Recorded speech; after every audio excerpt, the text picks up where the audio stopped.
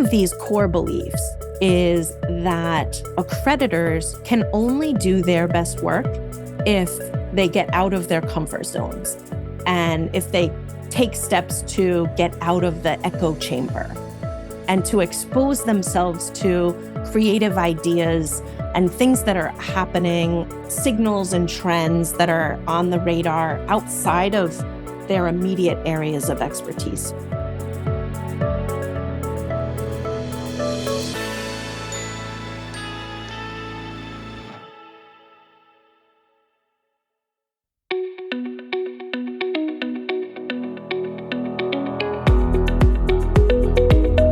This is Associations Thrive, the podcast celebrating successful associations and their leaders.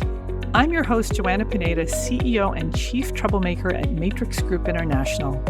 Listen in as top association executives tell all, revealing the creative and innovative ways they're increasing membership, generating revenue, nurturing engagement, and reimagining their organizations. By the way, if you've launched a new initiative, created new member services, or updated your governance structure and are seeing great results, I want to hear your story, and so do my listeners. I'd love to have you as a guest. Go to podcast.matrixgroup.net and apply to be on Associations Thrive. Now let's dive into this week's show. Today, I'm speaking with Bonnie Ricci, Executive Director of the International Council Advancing Independent School Accreditation, or ICAISA. Bonnie, welcome to the show. Thank you so much, Joanna. I really appreciate this invitation to be a guest on your podcast, and I'm really honored to have this opportunity to speak with you today. Thank you. Well, thanks so much, Bonnie. Tell us about ICAISA. Oh, goodness, there's so much to share about ICAISA. We are a nonprofit membership organization. We have 23 full members, and those members are accrediting associations that work within the K-12 independent and international school spaces. Most of our members are based in the US, although we do have a few that operate and work internationally outside of the US. One of the best ways to think about ICAISA is that we accredit the accreditors, and our vision is to have a transformative impact on the independent and international school landscape by advancing accreditation globally.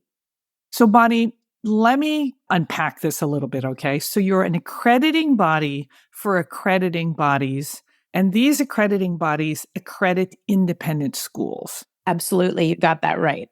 Tell us what an independent school is. Let's start with that. An independent school, there are various definitions, but what we use at ICAISA is that an independent school is a school that has an independent, self-perpetuating governing board. Independent also refers to the school's choice in terms of curriculum, philosophy, mission, etc. And so one of the primary responsibilities of these independent schools is to have that external assurance of quality assurance and value. And so that's where accreditation plays an important role in ensuring that these schools are fulfilling their missions in safe, supportive communities that uphold the values that they ascribe to in their vision and their mission. Bonnie, my son goes to an independent Episcopal school that I know is accredited by SAES, which is one of your members. Fantastic. You have many different types of members. How do you represent accrediting bodies that represent different types of schools? Religious, non-religious? That's a great question, Joanna. And I want to reinforce that the members that are part of ICAISA do have memberships of very diverse schools. And the way that ICAISA oversees that is that ICAISA has a set of guiding principles. And we use these guiding principles in our review process of the accreditation programs of the various members. So as you mentioned, the accreditor that accredits your son's school, that accreditor has a set of standards. And as part of the ICAISA review process, they have to show that those standards are in alignment with ICAISA's guiding principles. And so just to give you an example, ICAISA's guiding principles are in three different categories. We have essential commitments, we have criteria for effective accreditation practices, and we have a set of core standards. And so, for example, one of our essential commitments is that the accreditor must evaluate and adapt the accreditation standards and process. And so the idea being that the accreditation process can't be stagnant, that it needs to change and evolve over time in order to remain relevant in a changing world. And so the accreditor has to show to ICAISA that they have updated their standards and their process, and that they are trying to create a process whereby they're supporting schools so that we all remain relevant in a changing world. And so that's one of the essential commitments. And as I said, we also have a set of criteria and core standards that accreditors need to align to in order to be eligible for full membership in ICAISA. Man, I love this. I actually work with accrediting bodies. And now that I know more about ICAISA, I feel even better about the accreditation that my son's school has. Absolutely. And a lot of people aren't aware of accreditation and the accreditation process. A lot of families with children, school-age children, a lot of them understand, okay, I should ask whether this particular school is accredited when they're looking at possible educational options for their children. But a lot of times those families don't understand kind of the nuances. And so part of ICAISA's role is to provide that external seal of approval or level of quality assurance for the accreditors so that you, as a prospective parent or as a parent of a student who may be going to this school, so that you have that assurance that this school is meeting those high quality standards.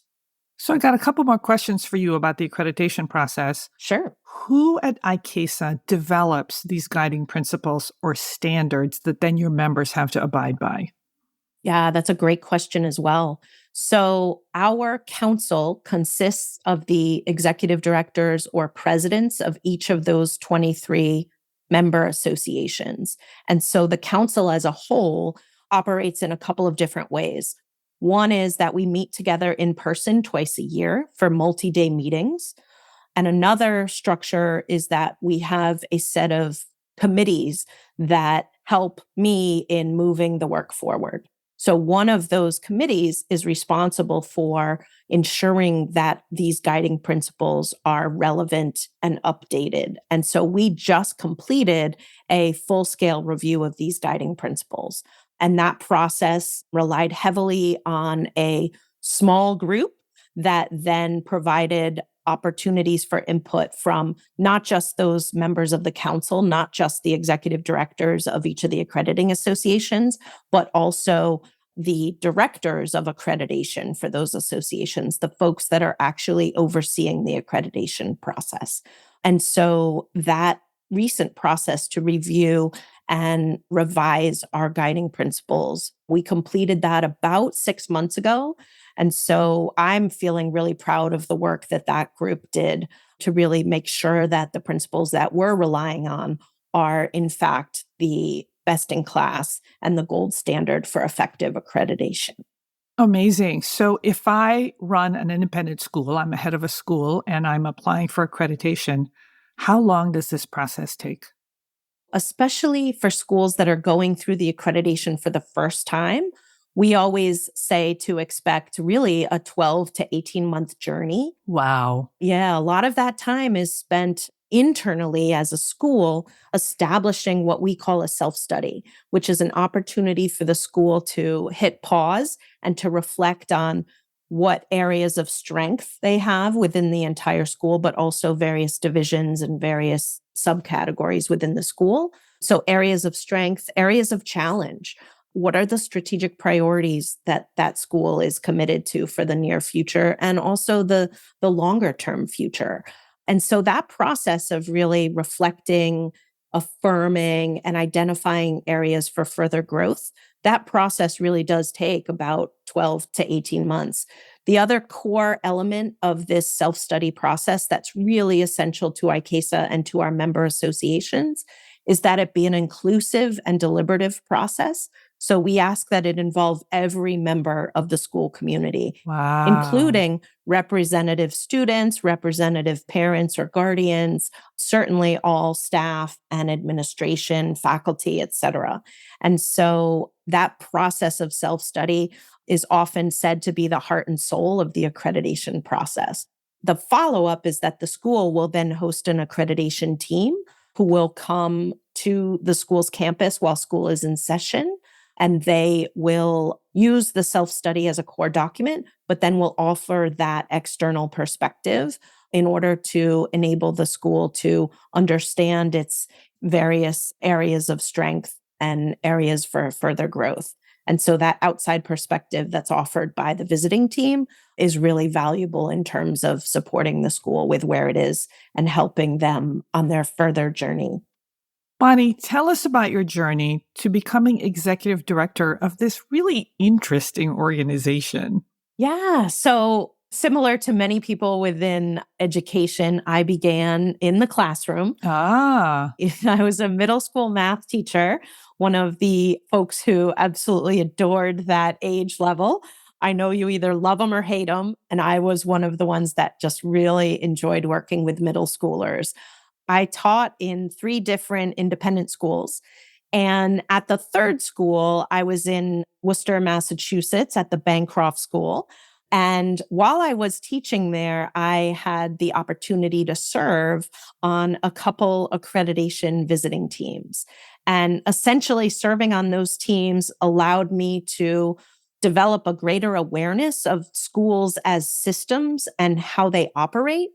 It kind of opened my eyes and broadened my experiences beyond the classroom level. And as I said, I learned about schools as systems. And so from serving on those accreditation visiting teams, I was hooked on the importance and the value of accreditation. ah. That's where I really caught the accreditation bug. Bonnie, you're the first executive director of ICAISA. How did that come to be? Yeah, so I caught the accreditation bug. And from there, I decided to leave the classroom and I began working at AISNE, which is the Association of Independent Schools in New England. And when I was there, I was charged with overseeing their accreditation process for their 80 or so accredited schools. And I was there for just shy of a decade. And I really loved that work. I loved connecting deeply with the people in schools, whether it was the heads of schools or the trustees or the teachers or the senior leaders. I just loved connecting with those folks within schools. I also loved thinking about the training process as an opportunity to really ensure that AISNE's accreditation program was delivering the best possible value for schools. And then ultimately, I really just enjoyed that opportunity to help support schools affirm and celebrate where they are as an institution, and then help them set the course for their future directions and for the continuous progress that they are interested in achieving. So, having served as the assistant executive director at AISNE and having overseen the accreditation of specific schools, I then was really excited and eager to look at the position with ICAISA, which offered me the opportunity to continue to work with associations, but then also to kind of oversee this review process that ICAISA has in order to ensure that the accreditation programs, like what I was overseeing at AISNE, are really subscribing to these guiding principles and achieving the best quality of accreditation that they can deliver. Again, ultimately, all to support the experience of the students at the student level. Bonnie, let's turn back to ICAISA. You're thriving as an organization, and you say that you are thriving because of 2 core beliefs that you have and that the organization has. So tell us about those.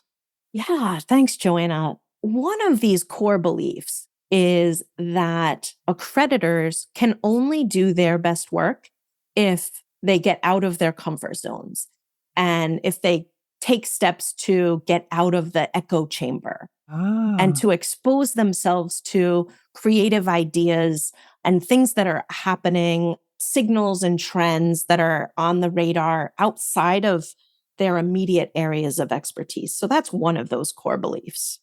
So, what does it look like as an organization to expose your members to these new ideas and new trends? What are you doing in that area? We do this in a couple of different ways. One of the primary ways we do this is that the ICAISA Council meets twice a year for multi-day meetings. And these meetings give us the opportunity to bring speakers from various topics. So we are often looking for someone who can speak to some of the trends, not just within the education space, but also sort of more global trends. Most recently, we convened our meetings just a few weeks ago outside of Amsterdam, the Netherlands, and we had a futurist who was a professor at one of the local universities there. And so that's one of the ways that we support accreditors with getting out of their comfort zones and having access to these influential, innovative thinkers. Another way we do this is that in addition to those 23 full members, we also have associate members. And so our 11 associate members are not necessarily accreditors. In fact, most of them are not accreditors, but they do work in parallel within the independent school space or the international school space or even kind of the more broader educational space. And so these associate members attend our meetings as well, and they offer us food for thought and specialized expertise, again, so that accreditors can really understand what is it we need to understand about this particular element or this landscape. So, for example, we have the National Business Officers Association as one of our. One of my clients. Yeah.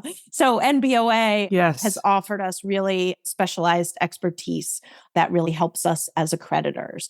Another example is we have the Independent School Chairpersons Association, and they obviously work directly with board chairs from across the independent school network. And so again, that lens on governance brings a lot of value to the ICAISA membership. And again, we're tapped into these leading experts and critical associations that are doing important work within the space. And one final example that I'm particularly proud of is that this year we have launched for the first time what we are calling the ICAISA Forum. And this is essentially a series of virtual conversations, again, with leading thinkers and creatives within the educational space, but also more broadly. And so, for example, it was just yesterday, we had the opportunity to hear from Antonio Viva, who is a senior consultant to the leadership and design consulting firm that helps schools with strategic planning and big picture thinking. And so he was, again, an example of someone who is helping us make sure that we're tuned into some of these signals and trends, again, ultimately, so that accreditors are doing their best work. Bonnie, you talked about your first governing principle having to do with helping your members get out of their comfort zone. Your second has to do with impact. Tell us about that. Yeah, so our second core principle here is that I have the privilege of working with and serving a group of incredibly intelligent and gifted leaders. And those leaders have such a huge impact. So, of those 23 associations, they accredit over 9,800 schools from across over 120 countries. And so, at its core, the work that our association does and that our member associations do for students is that we are serving over 2 million students. And so, with that incredible impact comes responsibility. And so, I take ICAISA's responsibility and my own responsibility very seriously. And so, how can we as an association use the power of that scale to ensure that we are keeping students at the center of our conversations, make sure that schools are equipping students with the knowledge, but also the habits and practices that will empower those students to ultimately have lives of purpose within this complex world. And so that impact is really essential. And we keep that front and center in the various ways that ICAISA operates within that professional network. We also want to elevate opportunities for our members to share approaches and best practices with each other. We want them to be tuned into the margins, and that includes marginalized voices. and to have those associations be clear about the values and approaches that they have in support of their schools. Man, I love that you've got that governing principle to really guide the work. Bonnie, ICAISA is a pretty young organization, less than 5 years old. You've been leading the organization for most of that time. As you look back, what are you most proud of, especially given the tumultuous last couple years we've had? Yeah, for sure. And certainly with my association leadership peers, we all have been through the ringer, so to speak, with regard to COVID. Schools have gone through the ringer with COVID. Absolutely. And even throughout those challenging years, ICAISA was able to maintain our cycle of accreditation reviews. Amazing. It was a pretty powerful opportunity. And my board and the ICAISA Council, we were very committed to ensuring that that review process continued. And so that's one of the things I'm really proud of. And I also have the opportunity to have a front row seat to the impact of these reviews. And so I have seen how individual associations go through the ICAISA review process and receive, as a result of that process, a set of commendations and a set of recommendations. And each of those associations is required to make progress with regard to those recommendations and to address their areas of challenge. And so having that front row seat allows me the awareness and the opportunity to see how the ICAISA review process really creates change within our associations. And our whole vision and mission for ICAISA is to work directly with accrediting associations to advance excellence and uphold standards. And so having that kind of ripple effect where ICAISA does our direct work with associations to then do their best work with schools. Another thing that I'm really proud about as I think about ICAISA's evolution is that we recently were invited to serve on the International Schools Anti-Discrimination Task Force. And this is a really important opportunity for ICAISA to continue to uphold one of our essential commitments, which is, again, referencing one of those guiding principles I mentioned earlier. But that essential commitment is that associations must promote diversity, equity, inclusion, and justice. And so being involved in this particular task force is a real opportunity for ICAISA to show that we are committed to this work. And it's something that we will continue to focus on in the next few years and beyond. So as I think about ICAISA in the next few years, I've touched on a couple things, but I think it really comes down to ICAISA as a professional network and being part of a global community. So establishing these strong connections because there really is strength in togetherness. And when these associations come together for our in-person meetings, we really value that opportunity to have thought leadership and to really engage with each other so that we're solidifying this professional network because, again, we are stronger together. What's next for ICAISA? What should we look forward to in the next 5 years? There's a lot going on. We have many initiatives and projects on our horizon and on the radar. One of them that I'm particularly excited about is that ICAISA was awarded a grant from the Edward E. Ford Foundation. And that grant was to undertake a research project to study the recommendations that came out of visiting team reports, accreditation visiting team reports from schools. And in particular, we are looking at a set of over 500 individual recommendations specifically related to governance in independent and international schools. And as a result of this project, we are going to be categorizing and classifying these governance-related recommendations to really bring data to what is anecdotal evidence that governance is a real challenge for our schools. And so we're using this research project to identify opportunities for added professional learning for the members of our boards that serve schools. We're really excited about the outcomes for this research project. So that's one of the things that we're looking ahead to. Bonnie, I interview a lot of chief executives on this podcast, and governance keeps coming up. Governance of the associations and governance of their members. So how interesting that you're about to undertake a governance study. Bonnie, I want to thank you for everything that you've shared today. You've given me a really deeper understanding of the importance and value of accreditation.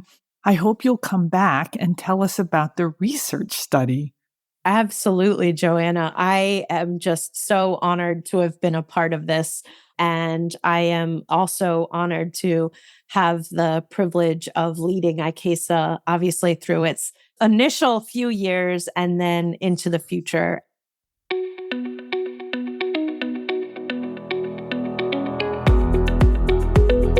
Thanks for listening to Associations Thrive. We're so glad to have you here. You know, my personal mission and the mission of my company, Matrix Group International, is to help associations and nonprofits increase membership, generate revenue, and thrive in the digital space. I want to hear stories of how your organization is thriving in today's challenging landscape. Please apply to be on my show by going to podcast.matrixgroup.net. By the way, do you need help with a digital initiative? Maybe it's a website redesign, a new membership database, or a hybrid meeting that you're planning. I'd love to connect with you. Please visit the Matrix Group website at matrixgroup.net. Thanks again for listening to this week's episode of Associations Thrive. Don't forget to subscribe to the show, leave a 5-star rating, post a comment, and share it with your colleagues and friends. Bye!